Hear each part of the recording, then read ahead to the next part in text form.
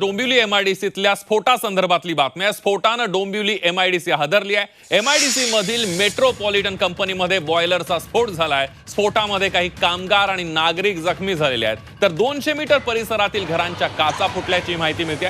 त्याचबरोबर जवळपासच्या KG company, अंबोधन या कंपन्यांमध्ये सुद्धा आग लागली आहे। या स्फोटामुळे परिसरामध्ये भीतीचं वातावरण आहे। स्फोटामध्ये 40 जण जखमी झाले असून त्यांना डोंबिवलीतील एम्स रुग्णालयामध्ये दाखल करण्यात आले।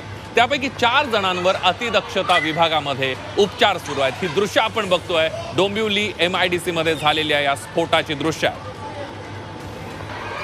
आणि याविषयी बोलण्यासाठी जाऊयात आपण थेट डोंबिवली एमआयडीसी मध्ये। विशाल सवणे आपल्या सोबत आहेत। विशाल, आपण बघतोय आता सध्या आगीची परिस्थिती काय आणि एकंदरीत परिसरातली अवस्था काय आहे सध्याची?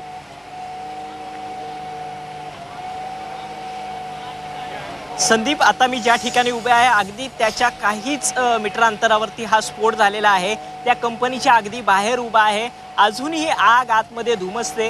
राहून राहून मोठमोठे आवाज जे आहेत ते येत आहे। अग्निशमन दल या ठिकाणी पोहोचलेलं आहे घटनास्थळी आणि अग्निशमन दल या संपूर्ण आगीवरती नियंत्रण मिळवताना आपल्याला स्पष्टपणे दिसून येते। मात्र हा स्फोट इतका भयंकर होता की ह्या एमआयडीसीच्या बाहेर ज्या गाड्या उभ्या आहेत त्या गाड्यांचं अक्षरशः नुकसान झालेलं आहे। त्या गाड्या ज्या आहेत त्याच्या काचा फुटलेल्या आहेत, गाड्या जळून गेलेल्या आहेत। मोठे ट्रक होते त्याच्यावरचं छप्पर जे आहे ते उडालेलं आहे। इतकंच नव्हे तर आजूबाजूचे ज्या इमारती होत्या त्याच्या काचा देखील फुटलेल्या आहेत।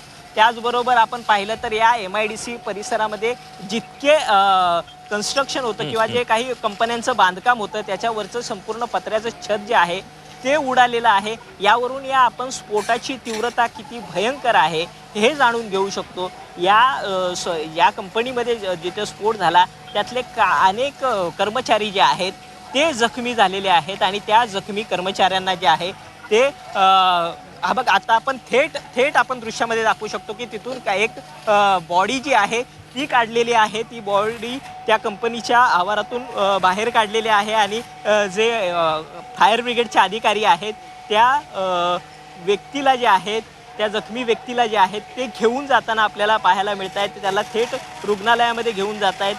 ही दृश्य आपण पाहू शकतो। यावरून अंदाज बांधू शकतो की हा स्फोट किती भयंकर होता। घटनास्थळी आत्ता सध्या या ठिकाणी फायर ब्रिगेडचे जवान, त्याचबरोबर या ठिकाणी आपण सिव्हिल डिफेन्सचे जे अधिकारी आहेत ते देखील या ठिकाणी पोहोचलेले आहेत आणि हा संपूर्ण परिस्थिती जी आहे ती कशी लवकरात लवकर आटोक्यात येईल या दृष्टीनं उपाययोजना जी आहे ते करताना दिसून येत आहेत।